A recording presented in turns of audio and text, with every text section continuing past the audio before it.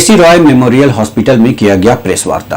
Press वार्ता के दौरान लोगों को क्या सलाह दी गई, किस लिए की गई थी प्रेस वार्ता, आइए दिखाते हैं इस खास रिपोर्ट में। कॉज मोर्टलिटी जो हम लोग बोलते हैं मेडिकल टर्म में तीन है, एक ब्रेन हेमरेज, एक हार्ट अटैक, एक हार्ट फेलियर। ये तीन कॉज है जिससे आदमी निकल जाता है। तो हाइपरटेंशन का जो मेन ये है वो ब्रेन के साथ रिलेटेड है और वो इट हैज़ गॉट इसका सीधा रिलेशन है। आपका ब्लड प्रेशर जितना ज़्यादा रहेगा आपका हेमरेज का चांस उतना ज़्यादा है। डायबिटीज़ का ऐसा नहीं है। डायबिटीज़ का हार्ट का भी है, हाँ अटैक का भी है, उधर का भी है, लेकिन ब्लड प्रेशर का एकदम सीधा रिलेशन। ब्रेन हेमरेज का दूसरा कोई कारण नहीं है अदरवाइज कि आपको कोई जन्म से खून का नली कमज़ोर हो तो फट गया, नहीं तो एक ही कारण है जिससे ब्रेन हेमरेज होता है, उसको हटा दीजिए तो ब्लड प्रेशर। इसीलिए ब्लड प्रेशर इतना इम्पॉर्टेंट चीज़ है। कितना लेवल में आपको हेमरेज होगा ये कोई नहीं जानता है। पहले हम लोग इसको क्लासीफाई करते थे कि normal blood pressure, high normal, उसी को बोलते थे प्री हाइपरटेंसिव। इसीलिए आदमी को प्री हाइपरटेंसिव बोलते थे, कम से कम हाइपरटेंशन नाम सुनने से वो कंट्रोल करेगा। उसके बाद स्टेज 1, स्टेज 2, सीवियर हाइपरटेंशन, इस तरह से बोलते थे, है ना। तो हाई नॉर्मल में भी जो है जिसमें इलाज नहीं शुरू करते हैं मेडिसिन से, उसमें भी आपको कॉम्प्लिकेशन होता है, आपको हेमरेज हो जाने का चांस है। टारगेट ब्लड प्रेशर हम लोग मानते हैं 120/80 और 130/80, इससे ऊपर नॉर्मल में। अगर आपको किडनी का प्रॉब्लम है, हार्ट का प्रॉब्लम हो रहा है तो आपको 120/80 मानते हैं, नहीं है तो 138, ठीक है। और मेडिसिन जो है, मेडिसिन बहुत सारा मेडिसिन है, अभी तो कोई लिमिट नहीं है इतने मेडिसिन है, बट उसी में कुछ मेडिसिन है जो मल्टी फैक्टोरियल इफेक्ट है। खाली ब्लड प्रेशर का ट्रीटमेंट करने का कारण ही नहीं कि आप एक तो टारगेट अचीव कर लिए, न्यूमेरिकल टारगेट अचीव कर लिए, ऐसा नहीं है। आपको ब्लड प्रेशर मेडिसिन वही लेना चाहिए जो ब्लड प्रेशर के चलते जो भी जहाँ कॉम्प्लिकेशन हुआ है तो उसको आपको ठीक कर दे वो मेडिसिन। जैसे ब्लड प्रेशर मोटा हो गया हार्ट, उसको भी नॉर्मल कर दे, और किडनी को गड़बड़ होगा उसको भी कम कर दे, वही सब मेडिसिन। लेकिन प्रॉब्लम है कि हम लोग को देश में कि वो सब मेडिसिन का कॉस्ट ज़्यादा हो जाता है, इसलिए पेशेंट का पॉकेट देख के हम लोग को थोड़ा सा वही मेडिसिन देना पड़ता है जिससे वो अफोर्ड कर सकते हैं, लॉन्ग टर्म चलाना सकते हैं, ठीक है। इंसिडेंस ब्लड प्रेशर का अगर आप देखिएगा तो every third person is blood pressure है। डायबिटीज़ का उस हिसाब से आप देखिएगा तो every fourth person is a diabetic. अगर प्री डायबिटिक का जिसको हम लोग बोलते हैं कि नॉर्मल और डायबिटिक रेंज के बीच में प्री डायबिटिक को कंसिडर कीजिएगा तो every second person is a diabetic हो गया। तो आप सोचिए कि हम लोग कैसे जी रहे हैं। We are sitting on the volcano, चौथा आदमी डायबिटिक। हम लोग इतने आदमी आए, 1 से 4 में जाइए तो ये सब ब्लड प्रेशर है, लेकिन कितना आदमी जानता है इसको कि हमको ब्लड प्रेशर है? Very few. अगर जानने के बाद भी वो अगर डॉक्टर के पास इलाज करा रहा है, जो टारगेट अचीव कितने % कर रहा है? Only 20% in the urban area दवा खा रहा है, लेकिन 20% 130/80 आ रहा है, और रूरल एरिया में 30% खाली अचीव कर रहा है। और नॉर्मली क्या होता है, मेल आदमी लोग को कम उम्र में ज़्यादा ब्लड प्रेशर होता है फीमेल से। एक एज के बाद फीमेल को ज़्यादा होता है और मेल का बराबर हो जाता है करीब करीब। लेट एज में जाके फिर मेल डोमिनेट कर जाता है। और ब्लड प्रेशर हम लोग जो जानते हैं वो क्या होता है, up to 55 age, up to 55 आपको नीचे वाला ज़्यादा खतरनाक है। 55 के बाद आपका ऊपर वाला बढ़ना शुरू करता है, नीचे वाला घट जाता है। तो आप लोग भी देखे होंगे कि बहुत माँ बाबा दादा पिताजी को सबको नीचे वाला 60-70 हो गया और ऊपर वाला 170-180 हो गया। This is more dangerous. ये जो डिफरेंस ऑफ ब्लड प्रेशर जो है दिस इज मोर डेंजरस है।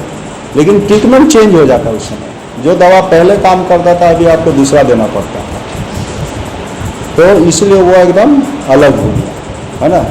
और एक चीज़ है जो ये कि ब्लड प्रेशर आपको हमेशा चेकअप कराना है, हमेशा चेकअप कराना है। ऐसा नहीं कि एक बार दवाई खाएं तो वो आपको कंट्रोल करेगा। This is age related disease है। आज जो दवा से आपको कंट्रोल है, कल आपको उस दवा से नहीं होगा, उससे बढ़ाना पड़ेगा। सिमिलरली डायबिटीज़ का भी है। पेशेंट हम लोग को बहुत कोई बोलता है सर का पर एकदम कंट्रोल था, कैसे बढ़ा दिया। तो अब दिक्कत क्या है कि जहाँ आप बढ़ाते हैं दवा तो पेशेंट को लगता है कि फिर बढ़ा दिया। ऐसा नहीं है, आपको एज के साथ साथ बढ़ाना भी है, चेंज भी करना है।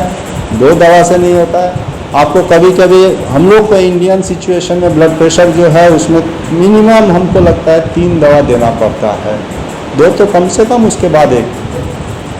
कभी कभी ऐसा भी होता है अगर आपको पेशेंट को, किसी पेशेंट को ब्लड प्रेशर है तो हम लोग क्यूरेबल है कि नहीं ये जानना चाहते हैं। तो किसी भी पेशेंट को 35 से नीचे अगर ब्लड प्रेशर हुआ, 35 साल के नीचे ब्लड प्रेशर हुआ, आपको इंटेंसिव इन्वेस्टिगेशन करना चाहिए कि इसमें कोई कारण है कि नहीं।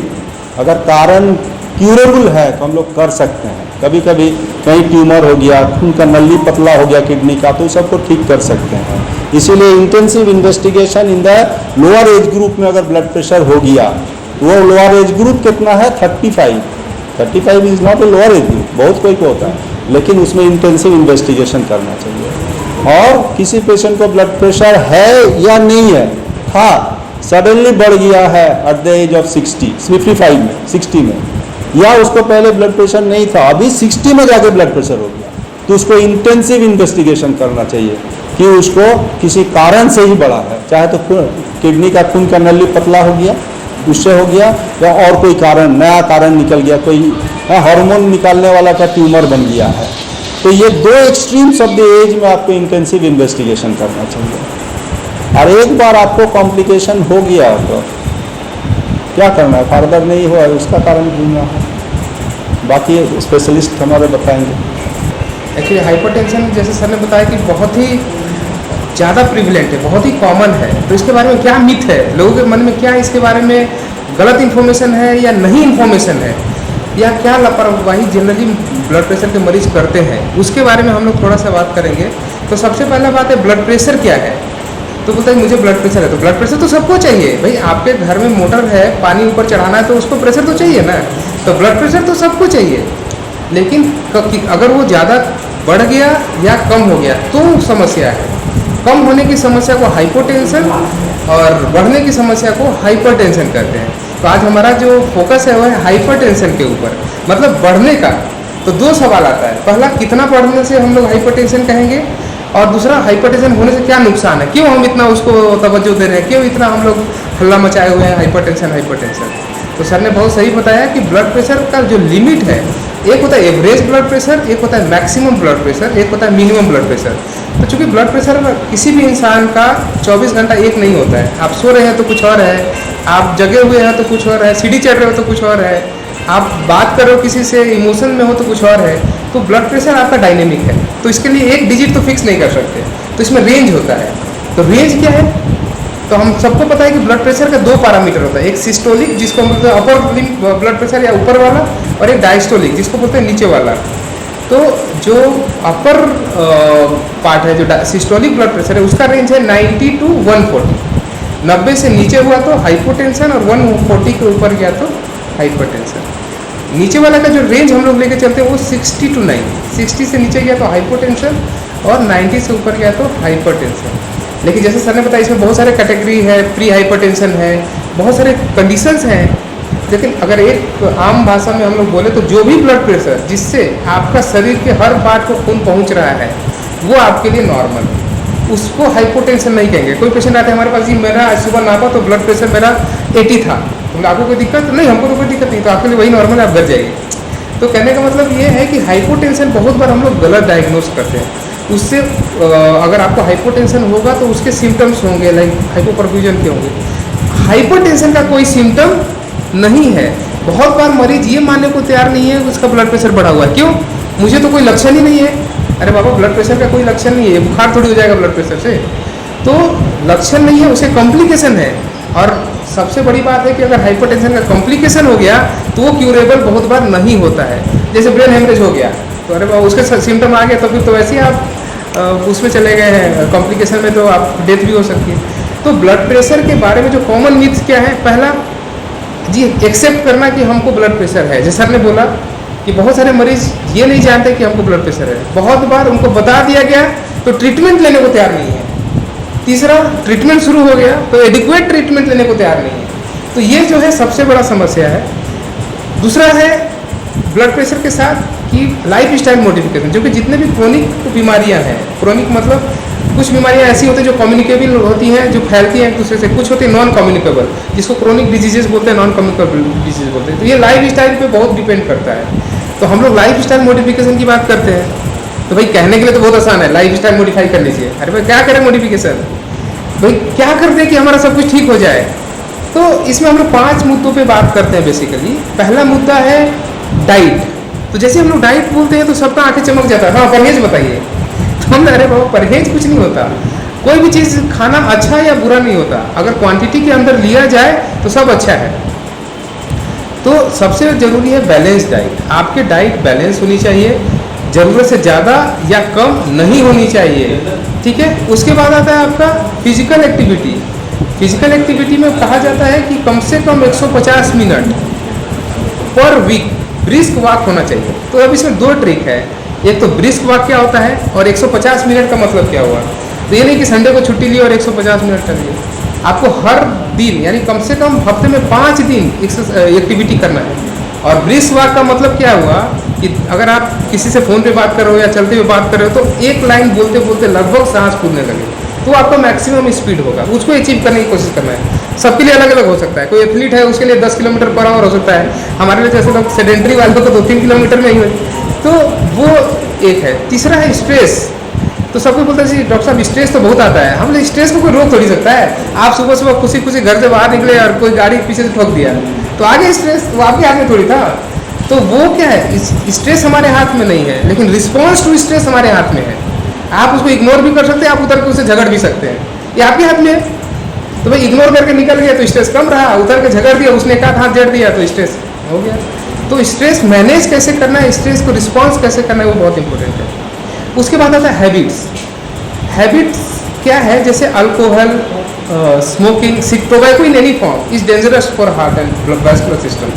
तो बिल्कुल टोबैको, ज़ीरो टोबैको और लिमिटेड अल्कोहल, ये इंपॉर्टेंट है हैबिट्स लाइफ स्टाइल मॉडिफिकेशन में। फिर 5वें नंबर पे आता है मेडिसिन्स। तो भाई एक बार ब्लड प्रेशर की बीमारी हो गई तो डाइट ठीक करके नहीं ठीक होना है। जब आपका डाइट ठीक ही होता तो ब्लड प्रेशर होता क्यों। तो आप जब ये बोल रहे हैं कि हम लोग इसको डाइट से ठीक कर लेंगे तो कीजिए ना भाई, पर एक बार कंट्रोल तो होने दीजिए। तो मेडिसिन जो भी आपको बताया गया, सेल्फ मेडिकेशन सबसे बड़ा समस्या है अभी ब्लड प्रेशर के मरीजों में। या तो काउंटर से उठा के मेडिसिन खा लेंगे, बीपी ठीक हो गया तो फिर छोड़ देंगे।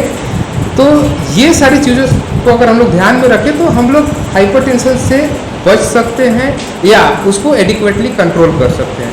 अगर आपका ब्लड प्रेशर एक लिमिट के अंदर आ रहा है, चाहे दवाई से है चाहे लाइफ स्टाइल मॉडिफिकेशन से है, तो आप नॉर्मल रिस्क पे हैं। लेकिन अगर ऊपर हो रहा है या फ्लक्चुएट हो रहा है या पल्स प्रेशर ज़्यादा है तो आप डेंजर पे हैं। तो मतलब हम लोग का आज का मैसेज यही है कि ब्लड प्रेशर को इग्नोर ना करें। ये सिम्टम जब पैदा करेगा तो शायद उस सिम्टम को ठीक करने के ऑप्शन हमारे पास लिमिटेड रहेंगे। तो सिम्टम के लिए वेट ना करें और समय रहते इस पर जागरूकता हम लोग सब एक दूसरे से बात करके फैलाएं। मन में कोई भी डाउट हो तो हमेशा उस आदमी से डिस्कस करें जिससे लगता है कि इन्फॉर्मेशन हमको ऑथेंटिक मिलेगा। बहुत बार क्या होता है कि लोग अपने पर्सनल एक्सपीरियंस शेयर करके लोगों को कंफ्यूज कर देते हैं। जी मेरा ब्लड प्रेशर बढ़ा हुआ था लेकिन हमने दवाई नहीं खाया और आज ठीक है। अरे वो आपको हाइपरटेंशन थोड़ी था, आपका रिस्पॉन्स था बॉडी का। भाई किसी से झगड़ा होगा, बीपी बढ़ गया होगा, नापा गया होगा, बीपी बढ़ा हुआ है, फिर ठीक हो गया। तो आप किसी बीपी के मरीज को ये बता दीजिए, वो दवाई छोड़ दे और पता चला ब्रेन हेमरेज लेके हॉस्पिटल पहुंच गया। तो इसमें वही है कि आप बीमारी के बारे में जानिए, समझिए, डाउट है तो एक्सपर्ट से बात कीजिए, लेकिन दवाई का और लाइफ स्टाइल मॉडिफिकेशन का विशेष ध्यान रखिए।